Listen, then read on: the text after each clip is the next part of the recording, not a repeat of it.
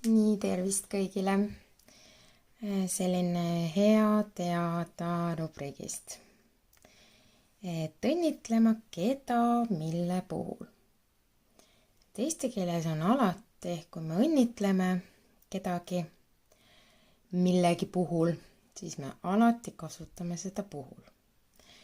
Ehk siis, kui mul on siin õnnitlema, teeme mõned laused teiega koos, et ma õnnitlen keda. Siin peab olema kolmas vorm või ehk osastav, mille, siin on mul vaja teist vormi ehk omastavat ja see puhul jääb alati siia, see ei muutu. Ehk vaatame, näiteks, et õnnitlen sind, mille on vaja omastavat vormi, paneme A lõppu, sünnipäeva puhul. Punkt. Õnnitlen sind sünnipäeva puhul. Vaatame edasi.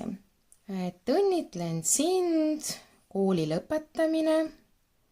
Nii, see on läheb seeks kooli lõpetamise puhul. Ja. Õnnitlen sind lapse sünd. Nii, teine vorm on meil siis sünni puhul. Et õnnitlen sind lapse sünni puhul. Õnnitlen sind, meil on uus töökoht.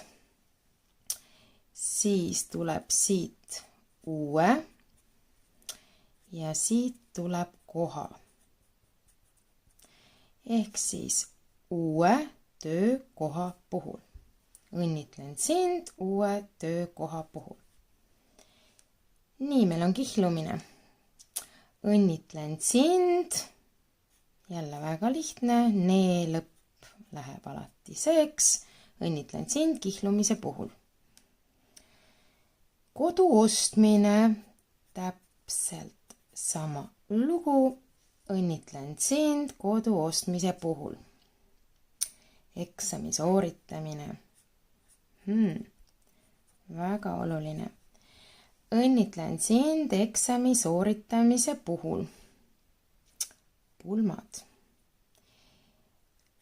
Õnnitlen sind pulmade puhul. Abiellumine. Õnnitlen sind abiellumise puhul. Ja näiteks spordivõistlused ja sa võidad, siis õnnitlen sind.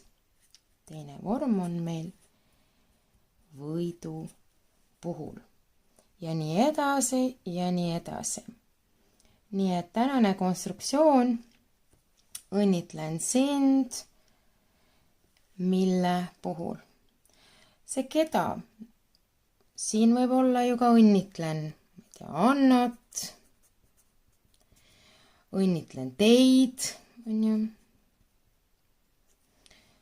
Või siis õnnitlen lapsi, kooli lõpetajaid ja nii edasi, ehk siis osastav vorm. Aga selline kõige lihtsamini arusaadav. Aitäh!